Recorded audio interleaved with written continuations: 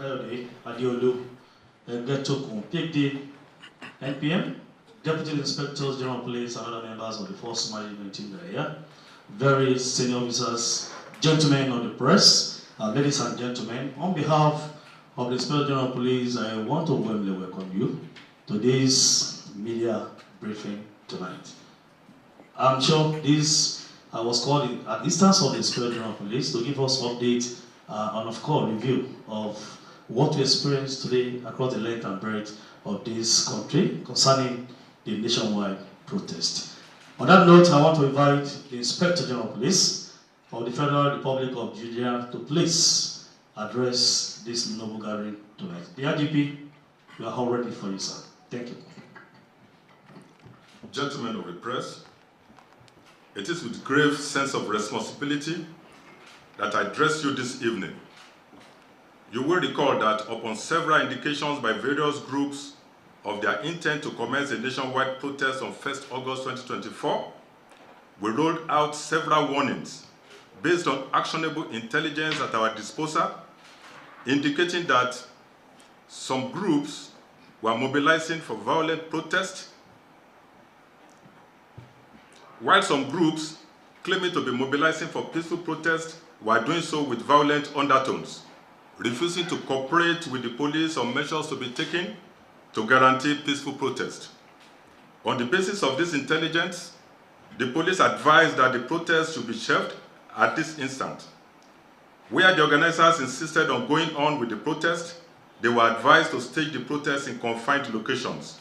This would have enabled the police provide adequate protection for the protesters and isolate the criminals whose intention was to loot and destroy in the name of a protest. This we were doing in furtherance of our duty to protect lives and property and maintaining law and order. While we affirm the constitutional rights of citizens to assemble and express their views on issues of national importance, we were wary about the dangers posed by agitation instigated by some individuals who have shown tendencies to be disloyal to the government of the day. Despite our suspicions, we showed good faith through professional conduct by providing security at strategic locations, all aimed at ensuring peaceful conduct during the protest, as the promoters pledged. Our men deployed nationwide went out with a clear brief to ensure that no one is unnecessarily harassed or intimidated. In places where there were court orders, we gave instructions for observance of same. Regrettably, events in some major cities today show that what was being instigated was mass uprising and looting, not protest. Those who were in the forefront of promoting the idea of the protest were not around to lead it. Hoodlums have been let loose on innocent Nigerians and their hard-earned businesses and property looted and destroyed. The motive of the rioters was basically two: loot and destroy both private and government property. The destruction so far has been mind-boggling. There has been destruction in Kano, Borno, Yobe, Kaduna, Gombe, Bauchi, FCT Abuja, Niger, and Jigawa. Police stations have been destroyed. There have been attempts to take over government houses, looting of government infrastructures. Several warehouses and shops so far have been looted and in several instances completely destroyed. In spite of the refusal of the protesters, for instance in FCT, to adhere to a court order requesting that protests in Abuja should be at the National Stadium, they trooped into the streets, and yet the police provided security for them. At no point did we breach their fundamental rights, even as they breached court orders. In places like FCT, Kaduna, Kano, and Gombe, among others, we recorded incidents of unprovoked attacks on our security personnel, where one policeman has been reported murdered and others seriously injured. We alerted earlier that terror elements may take advantage of the protest to infiltrate the crowd of protesters with suicide bombers. Yesterday in Lagos, our EOD team was informed of a suspected IED on Bakatoni Way, Ikeja. The team responded swiftly and rendered safe what turned out to be an improvised explosive device, IED. Today in Borno State, we recorded another incident of explosion which occurred in the crowd of protesters, killing 4 instantly and severely injuring 34 others, many of whom are presently on danger list.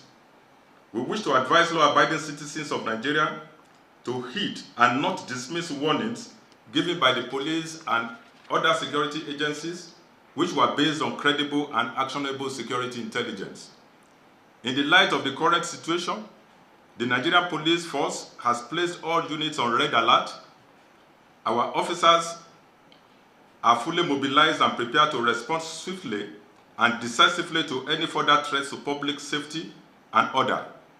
We remain committed and resolute to protecting lives and property and ensuring that law and order are maintained across the nation. Groups who are hiding under the guise of exercise of a right provided in the Constitution to destabilize the country should also remember that the same Constitution imposed on them the duty to obey the laws of the land and respect the rights of other citizens.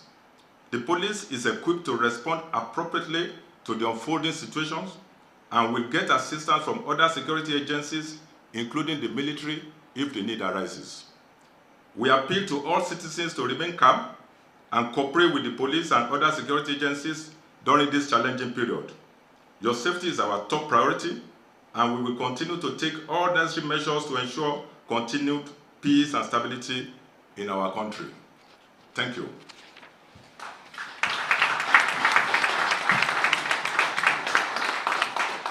Thank you, the Inspector General of Police. The messages were clear enough. The IGP, sir, if I have the permission of the IGP, this is question time. And gentlemen of the press, if you have any clarification or intervention, the IGP is ready for you. Lucky channels.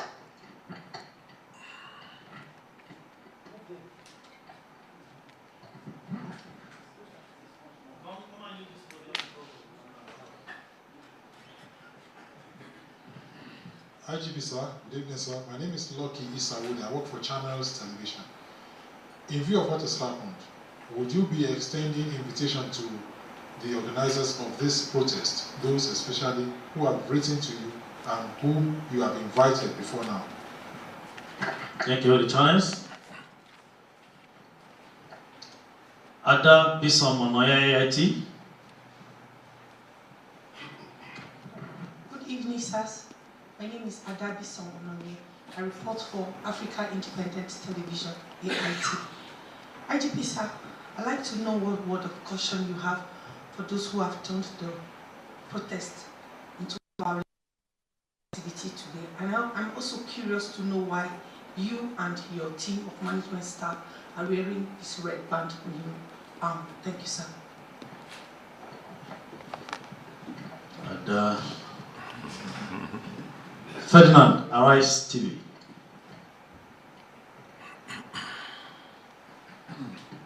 Good evening, sir. Thank you so much for the opportunity. Well, just to circle back on issues concerning the court's order yesterday, where one of the complaints from some of the protesters was about that they were not served any court judgment from yesterday. Please, can you shed more light on that particular situation, the court order and the efforts that were made to indeed serve on these parties? Thank you. Francis from NTA.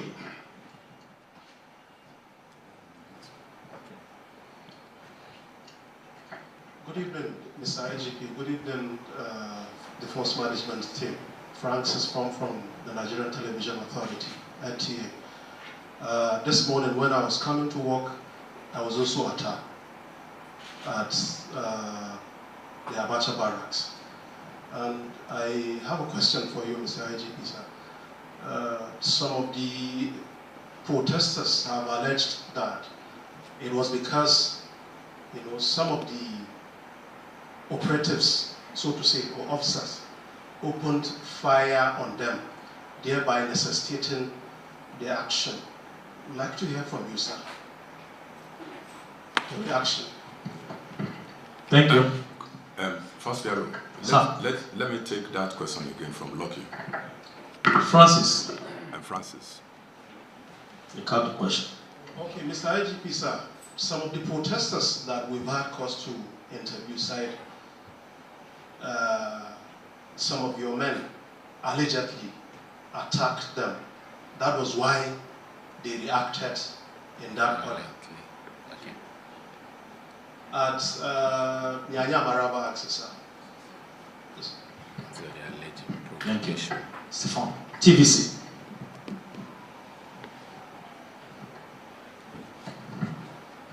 Good evening, IGP, senior management. My name is Stefan Isen from TVC News.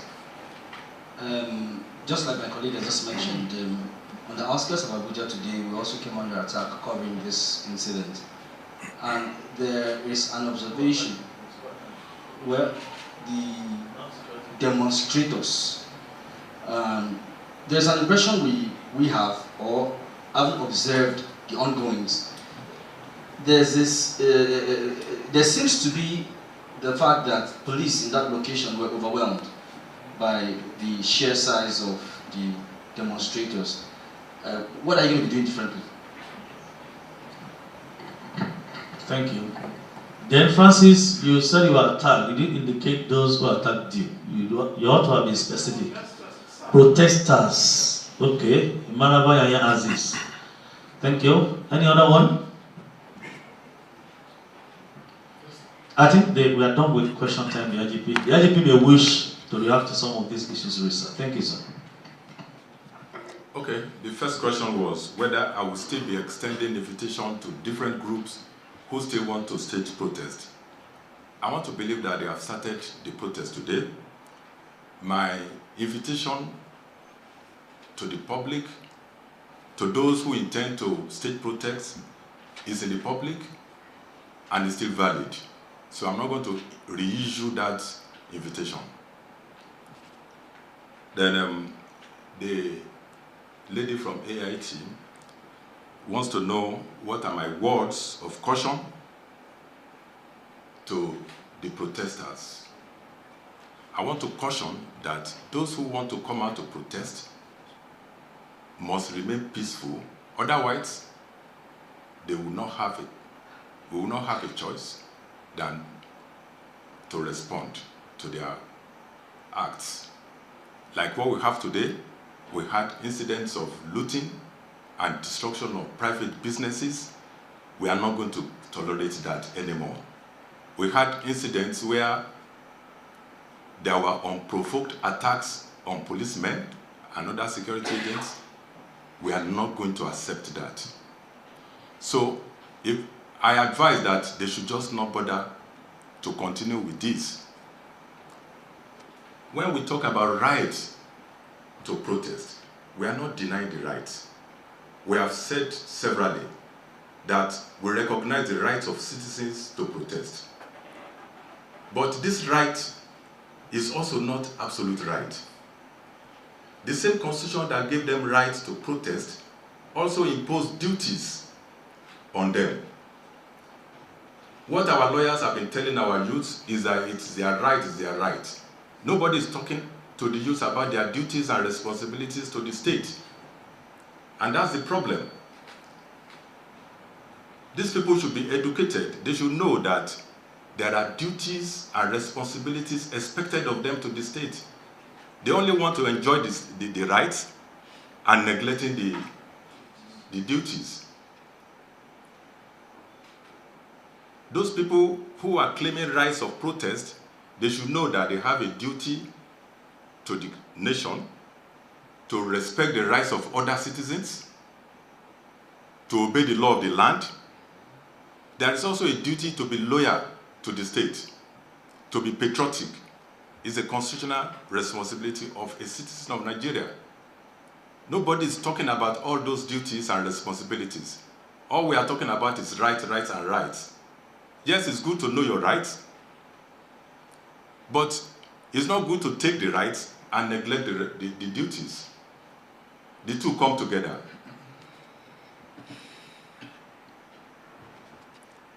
Then why are we on red bound? If you listen to my address, I said that all our commands and units have been put on red alert. So the red band we are wearing signifies, it's a symbol. Once you see us on red, just know that our commands are on red alert.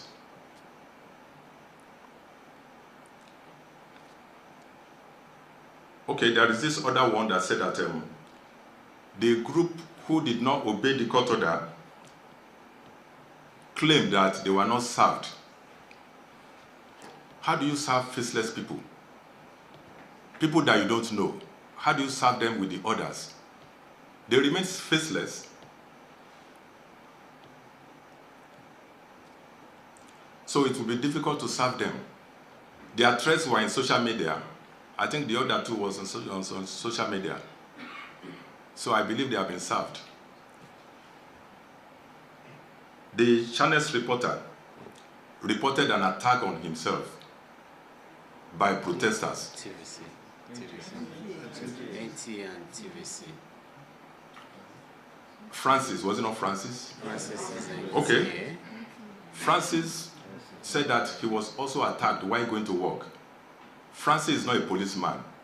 I don't know how he got attacked. So it shows that the intention of these so-called protesters are not genuine. Otherwise, why do you attack a reporter who is not in uniform? Then they claim that the police, first of all, attacked them and they responded. It's false. If you say that, if you believe their claim that the police were attacked, the police attacked them before they attacked the police, I will ask you, you're also a victim of the attack. Did you also attack them before they attacked you? You didn't attack them and they attacked you. So the police didn't attack them, they attacked the police without provocation. And I have said, we are not going to allow that, we are not going to accept that. That's totally unacceptable to us.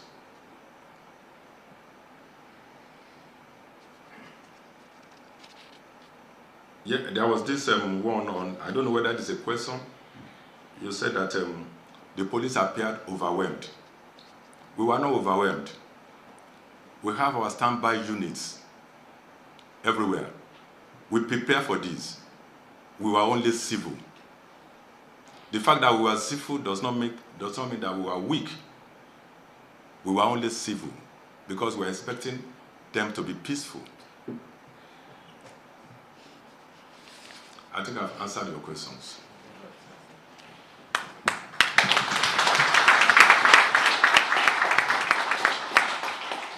I'm sure, gentlemen of the press, that you don't have any intervention again, and IGP has cleared all those green areas.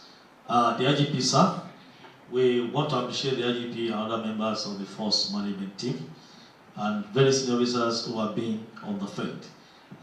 We have been managing this for a very long time, and I think we just want to tell gentlemen of the press that you please be mindful of fake news that will come. I know one of the challenges we're going to have is the spread of fake news. We want to urge all of us to be mindful of what we copy and paste, and what we share. This might trigger this crisis. The IGP has made it clear we are all on red alert. And we all saying to Nigerians, Hakuna Matata. We are in charge. Thank you. Well, you've just heard from the Inspector General of Police in the briefing there. We'll have with me in the studio the Current Affairs Analyst and Dean of the School of Postgraduate Studies at Bayes University, Abuja, Professor Abiodun Adeniyi. Welcome to the studio, Prof.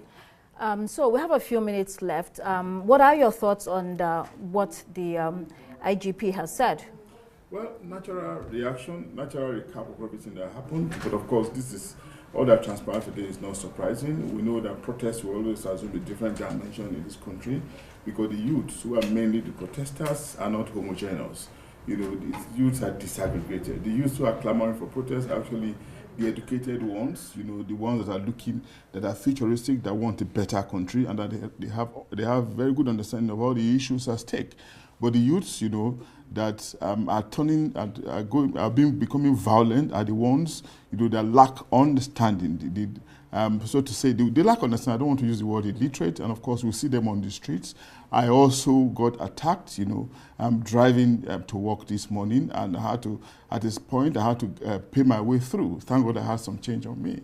You know, so you just begin to wonder, you know, why do we find ourselves in this bind? Why was it impossible for us to conscientize ourselves enough, you know, to educate as many youths as possible, so that, so that we know that the purpose of the protest as one that should be change oriented and not the one that is destructive, like we are seeing across the country now. So the unfortunate turn around destruction is very unfortunate, unacceptable, unwelcoming, and of course taints the credibility of the purposeful, strategic, meaningful one that the educated youths have actually clamored for. Okay, Professor Deniyi, thank you so much for your time. I appreciate it. Well, that's it for this edition of Arise Prime Time. Do join us again tomorrow. From me and the entire team here in Abuja, goodbye and thank you for watching.